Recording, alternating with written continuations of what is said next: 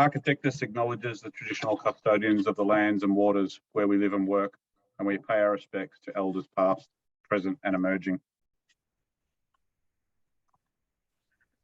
The Hyatt Centric, it's the first Hyatt Centric in Australia.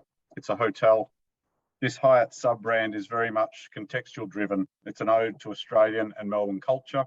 The building and the hotel respond directly to the city and its context. I'll do a quick intro. Sean Schroeder speaking, and if I can somehow get these slides to change. Our site is on the southwest corner of the Hoddle Grid, on the intersection of Flinders and Spencer Street. It's not actually on the intersection, it's number 19 to 27 Downie Street, which is the street connecting Flinders Lane and Flinders Street. The detailed drawing, the site plan which we submitted, Downie Street is a one-way lane which has been widened and upgraded as part of this process, and the conversation around the public realm and amenity upgrade that this lane then becomes part of a broader conversation with the laneway network of Melbourne and upgrading the through block link connections that will run back through to Collins Street and through to the tram line and Batman Park beyond to the west. Why it's not moving. When we started the conversation around this site of the Hoddle Grid as a theme that started to look at the site location's position to the intersection of the southwest, the dialogue around the relationships of the corner and the position of markers brought in the discussion of this notion of sentinels. But in Melbourne's dialogue, the southeast corner of Harry Seidler's building, which acknowledged the corner with a curve. So looking at how those images of what the block entails was very much where we started looking at this as a Melbourne conversation.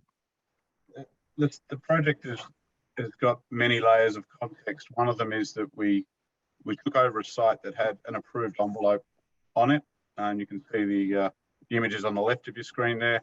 And so one of the contextual elements we had to deal with was working within that approved envelope. So here you can see the envelope on the screen that we inherited. We went through a process to refine that envelope. We wanted to make a form that was more elegant than the one that was there before us.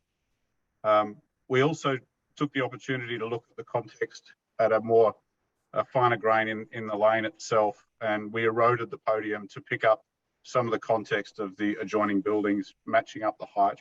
And we also set back at street level to give a little bit more generosity on a footpath width that was extremely tight. The roof line was chamfered to pick up on that gentle curve to the east and the west. And of course, in looking at how this building sat and that relationship of the corner, the verticality of the Charles Hotham streetscape that was on the corner became part of the dialogue of verticality that was drawn into the expression of the tower form that sits beyond. There was a backdrop. The articulation of the tower took on what we saw as an elegant, simple backdrop, the heritage streetscape of the corner of Spencer and Flinders Street.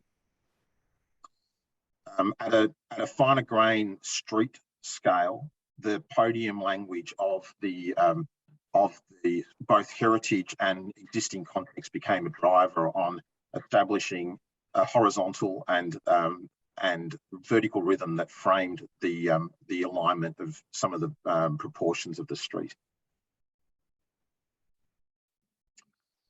This is the view as you approach from Clarendon Street, just off Spencer Street. You start to see that curvature as part of the dialogue with the skyline and the rhythm of verticality that is legible in the street and the personality of the building against the sky.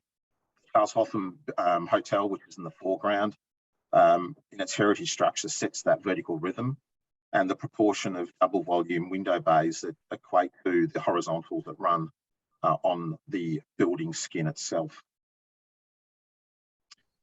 As a threshold from Spencer Street, the Southern Cross Station, you also see this notion of a building set back with the heritage as the foreground and the legible verticality as that curve peeled away and expressing the verticality and the secondary rhythm and the horizontals. Very quickly, you can see here as we come around, we're looking from a high level down along Downie Street. So this is where the tower comes to ground, connects with the podium, and defines the corner of Downie Street and Flinders Lane. Quickly, the makeup of the building, as I said at the start, it's a hotel, 277 rooms, ground plus 24 levels, the entrance lobby with lounge and bistro at ground, a wellness centre on level 5 with a pool and gym, sophisticated function facilities on top of the podium, opening onto a generous terrace, a roof, and then the typical floors run through, and we've got a rooftop terrace with sweeping views of the city perched on top of the tower.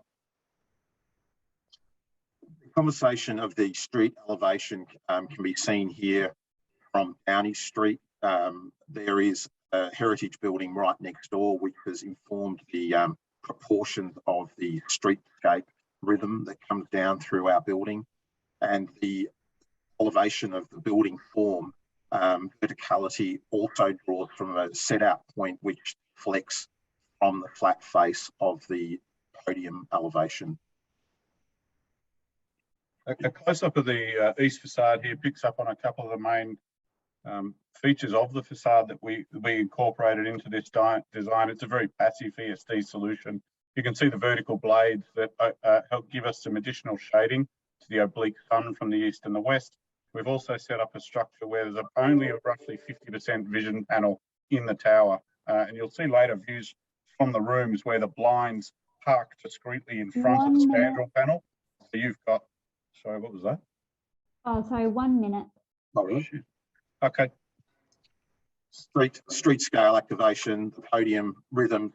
You can see there's a really strong conversation around activation of this public room that comes off the street itself. That is not only part of the building, the fabric of textures of Melbourne, the notion of that becoming very much an active, engaging streetscape that is both daytime and nighttime, so that life comes to the street, and of course the street entry of the front door.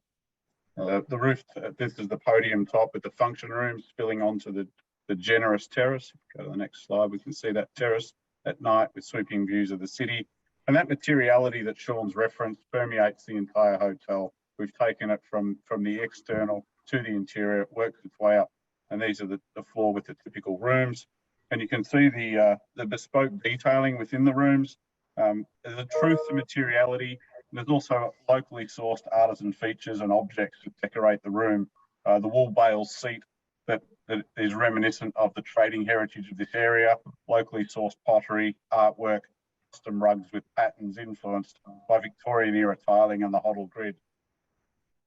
And on the rooftop sits Toma, the restaurant, as I said, with sweeping views of the city. And again, it brings all the way to the top of the tower, that materiality that started at ground floor with the brick, the artisan artwork and products.